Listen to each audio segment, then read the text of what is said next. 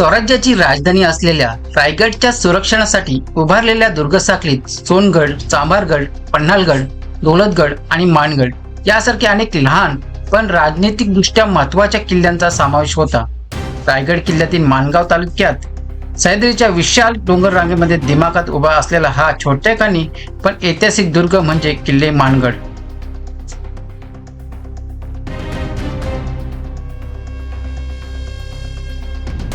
नमस्कार मित्रांनो, गड विडा दिनेश चॅनलमध्ये आपले सहर्ष स्वागत आहे. मित्रांनो, नेहमीप्रमाणे आपण पुन्हा एकदा सह्याद्रीत भटकंती करायला चाललोय, ते म्हणजे मानगडला. मानगड आपल्याला जे कुंभे वॉटरफॉल आहे तिथे जाताना व साजगाव आहे त्याच्या अलीकडेच आपल्याला हा गड आहे. रायगडचा हा उपदुर्ग म्हणूनही ओळखला जातो, कारण टेहळणी बुरुज म्हणून या गडाचा उपयोग केला जातो. रायगड किल्ल्याच्या संरक्षणासाठी आणि जिंजीच्या सिद्धीच्या हालचालींवर लक्ष ठेवण्यासाठी छत्रपती शिवाजी महाराजांनी मानगडची निर्मिती केली. मित्रांनो, 5 मिनिटात आपण प्राचीन अशा शिव मंदिरापाशी पोहोचलेलो आहे. पाठीमागच आपल्याला भग्न अवस्थेतील नंदी महाराज आणि 2 अशा शिवपिंड बघायला मिळतात. तसेच एखादी प्राचीन अशी मूर्ती आणि काही विरगळ आहेत, दाखवतो मी तुम्हाला. मानगडाच्या परिसरात आपल्याला एक प्राचीन शिव मंदिर पाहायला मिळते. या मंदिराचा पायथा घडीव दगडापासून अतिशय मजबूत पद्धतीने बांधलेला असून आजही तो उत्तम स्थितीत पाहायला मिळतो. मंदिराच्या समोर आपल्याला काही विरगळ पाहायला मिळतात, ज्या या परिसराच्या प्राचीन इतिहासाची साक्ष देतात. मंदिराचा दरवाजा पूर्वाभिमुख असून मंदिरात प्रवेश केल्यानंतर सर्वप्रथम आपल्याला नंदी महाराजांचे दर्शन होते. त्याच ठिकाणी भग्न अवस्थेतील 2 शिवपिंडी देखील पाहायला मिळतात. मंदिराच्या पाठीमागे बाजूस गेल्यानंतर आपल्याला एक रस्त्यामध्ये दगड पाहायला मिळतो. हा दगड नेमका कशासाठी वापरला जात होता आणि त्यामागे कोणता इतिहास दडलेला आहे याची उत्सुकता मात्र नक्की निर्माण होते. मशीदवाडीत आता आपण पोहोचलेलो आहे.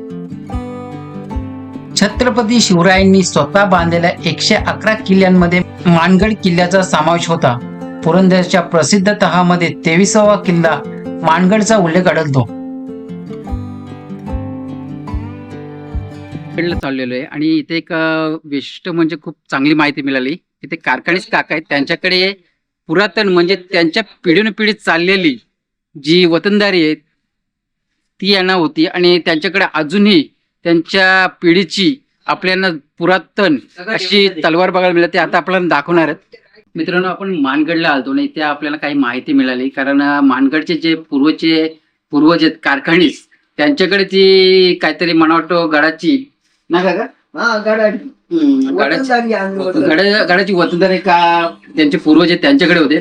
त्यांची पूर्वजांची तलवार अजूनही त्याही व्यवस्थित सांभाळलेली. आणि आणखी एक असं माहिती पडलं, आपण बदलापूरवरून आलोय. बदलापूरचे रोहन राज आहेत, त्यांचे मावस भाऊ आहेत, सक्क मावस भाऊ आहेत. बघा ओळख कुठल्या कुठे निघते. आता आपण ती तलवार बघूया जी पूर्वीच्या काळापासून त्याही जतन करून ठेवलेली आहे.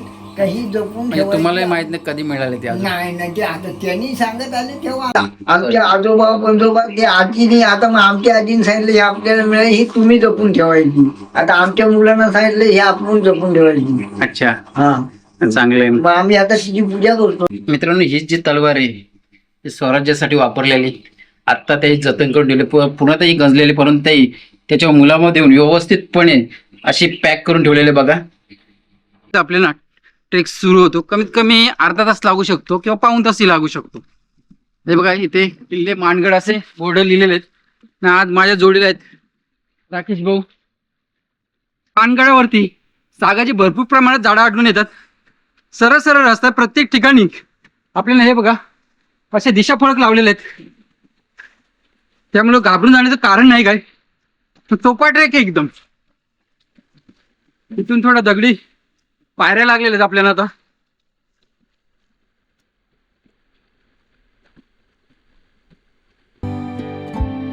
मानगडावरील 4 प्रशासकीय अधिकाऱ्यापैकी साच येथील सरदार गोविंदजी मोरे हे हवालदार व ठुळे घराण्याकडे सरनोबतीचे अधिकार होते.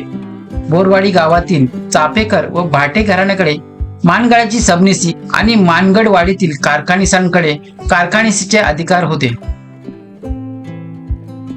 मित्रांनो, सरळ सरळ रस्ता आहे. इथे दगडगोटे दिसतात, त्याच्यातून सरळच आपल्याला चालत जायचे.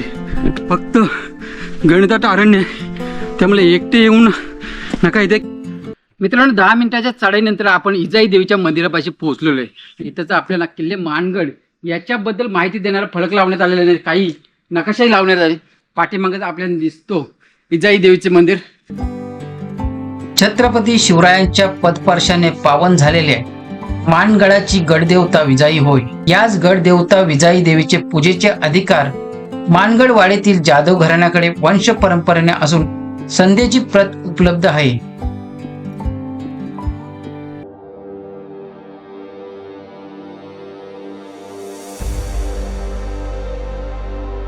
चोलबंदर ते सातवाहनांची राजधानी जुन्नरकडे जाणाऱ्या प्राचीन व्यापारी मार्गावर कुंभे घाटाचा राखणदार म्हणून मानगडाचे स्थान अबाधित आहे.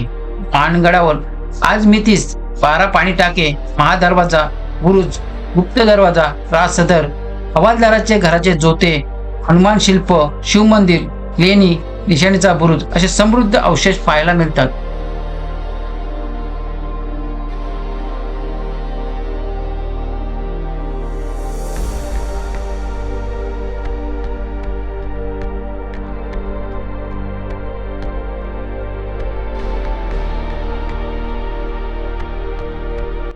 मंदिरात जिजाई देवीचे दर्शन घेतल्यानंतर आपण पाठीमागच्या साईडने निघालोय.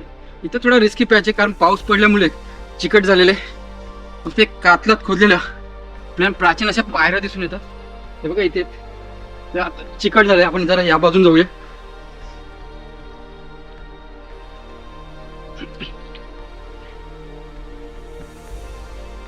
हे बघा इथे पायऱ्या अशा कातलात खोदलेल्या आहेत. जुन्या पायऱ्या त्या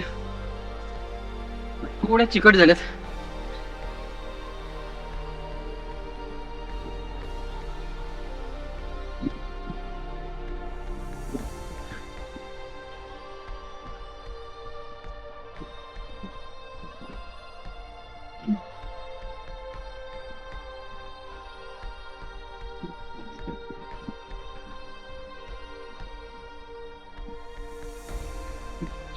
इथून फक्त थोडं जपून जावं लागेल आपल्याला, पण खालच्या साईडला खोल अशी दरी आहे. तर घाबरण्यासारखं नाहीये, परंतु चिकट झाल्यामुळे एखाद्या वेळी पाय जर घसरला खाली खोल दरीमध्ये जाण्याची भीती आहे. इथून वर जायचे आपल्याला, ते लगेच आपल्याला महादरवाजा लागणार आहे. थोडे चिकट आहे. तिथं दगडामध्ये खोदलेल्या अशा छोट्या छोट्या पायऱ्या आहेत. पावसामुळे इथे थोडं चिकट झालेलं आहे. इथून वर गेल्यानंतर लगेच आपल्याला महादरवाजा बघायला मिळणार आहे. खूप चिकट झाले. बापरे, हे बघा पूर्ण तर सेवाला आलेली. पाय ठेवायला जेमतेम जागा आहे.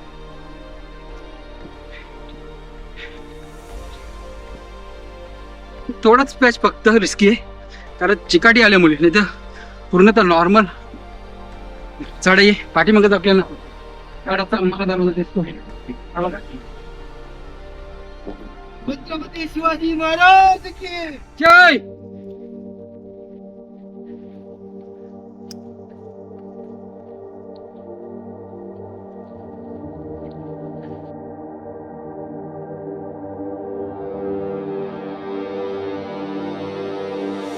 संपूर्ण गोमुखी पद्धतीने तयार केलेला आपल्याला महादरवाजा दिसून येतो.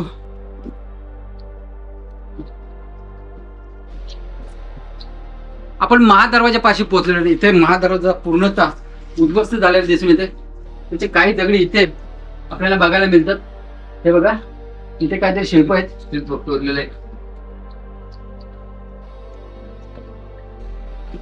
ते वर आल्यानंतर आपल्याला इथे एक त्याची काहीतरी बसण्याची व्यवस्था असू शकते किंवा देवडी असू शकते. खूपच सुंदर असा हा गड आहे. छोटा जरी असेल तरी एकदम व्यवस्थितपणे आपल्याला हा गड बघायला मिळतो. हा बघा खूपच मस्त आणि सुंदर आहे. महादरवाजापासून वर आल्यानंतर आपल्याला लगेच इथे धान्य कोठार आणि इथे कधी पाण्याचे टाकी बघायला मिळतात. हे बघा महादरवाजापासून आपण आत आल्यानंतर डाव्या बाजूलाच आपल्याला इथे धान्य कोठार बघायला मिळते. त्या समोर आपल्याला 2 पाण्याचे टाकी बघायला मिळतात. हे बघा इथे एक पाण्याचा टाका आहे आणि इकडे एक खालच्या साईडला आपल्याला पाण्याचा टाका बघायला मिळते.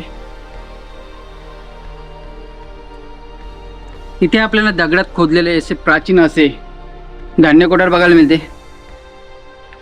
हे बघा आतमध्ये आल्यानंतर पूर्णतः कालोख आहे, काही दिसत नाही इथे काहीतरी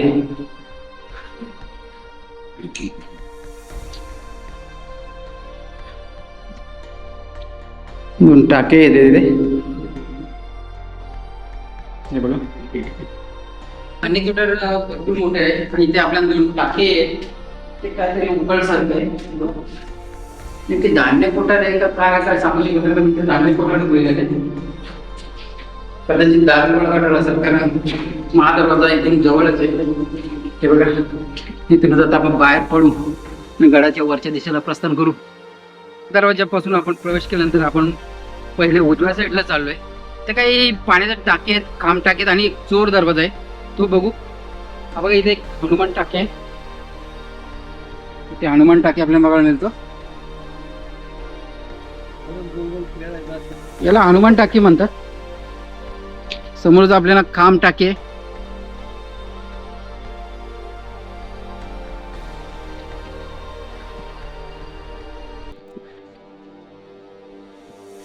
हा बघा इथे खांब टाके, खूपच मोठे टाके आहे. जे गडावचं पाणी आहे ते इथे पूर्ण बघा दिसत असं तुम्हाला पडतोय. इथे एक आपल्याला खांब टाके बघायला मिळतात. असे दोन खांब टाके इथे बघायला मिळतात.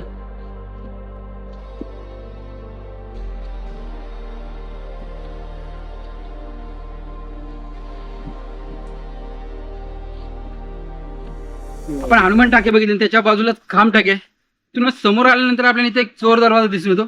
काही जोत्याची अवशेष आहे. गुप्त दरवाजापाशी आपण आलेलो आहे. बघा छोटाच आहे एकदम. इथून कदाचित दुसरा दरवाजा. हा गडाचा एकमेव चोर दरवाजा आहे. तर इथूनच आपण आता गडाच्या वरच्या भागाला जाणार आहोत. जे टॉपचा भाग आहे तिकडे जाणार आहोत. तिथे काहीतरी एक शिव मंदिर आहे आणि भरपूर प्रमाणात जोत्याचे अवशेष आपल्याला बघायला मिळणार आहेत. मित्रांनो हा महादरवाजा आहे. इथून आल्यानंतर आपण लेफ्ट साईडला गेलं तर धान्य कोठार आणि काही पाण्याचे टाकेत. तसेच उजव्या साईडला गेल्यानंतर आपल्याला हनुमान टाके आणि खांब टाके बघायला मिळतात. तसेच एक चोर दरवाजा आहे. ते बघून झाल्यानंतर आपण इथून सरळच आपल्याला वरती जायचं. हे बघा इथून सरळ सरळ रस्ता आहे.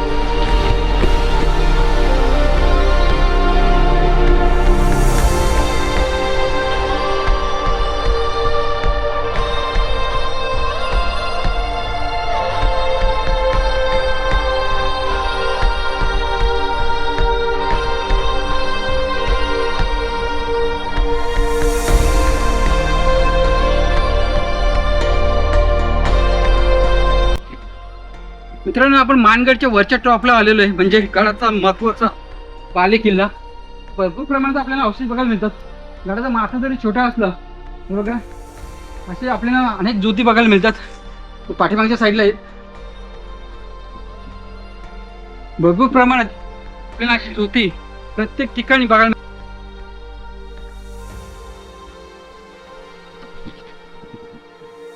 भरपूर प्रमाणात आपल्याला जागोजागी ज्योती दिसतात. हे बघा इथे मला वाटतं हे आत्ता नवीन बांधलेलं आहे, परंतु चांगल्या प्रकारे जतन करायला लावलेत. इथे बघाल तर सागवानी झाडं भरपूर प्रमाणात आहेत. इथे खालच्या साईडला एक पाण्याचं टाक आहे. इथे पाण्यात टाकलेले. इथं अशी भक्कम अशी तटबंदी आपल्याला बघायला मिळते. आता इथे चिकट झालं म्हणून आपण खाली जात नाही.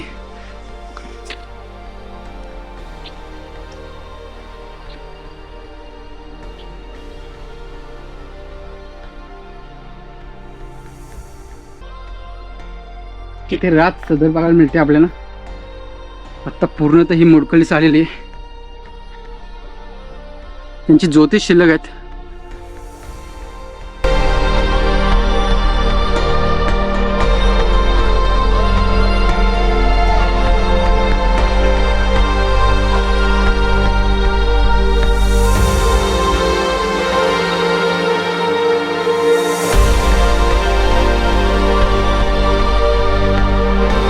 मित्रांनो सागाची झाडे एवढी आहेत का खूपच प्रमाणात आहेत. आणि ते ज्योत्यामध्ये पण कसे ठेवलेले आहेत ते काय ठेवलेत मला काय माहित नाही. इथे आपल्याला दोन पाण्याचे टाके बघायला मिळतात. भरपूर प्रमाणात पाण्यासाठी आहे. बघा पाण्याचे टाके इथे एक आपल्याला बुरुज बघायला मिळतो, ढालकाठी बुरुज म्हणतात त्याला. छोटा आहे, आता संवर्धन केलेलं आहे. इथं आपल्याला पाठीमागं बघायला मिळतो आपला स्वराज्याचा भगवा.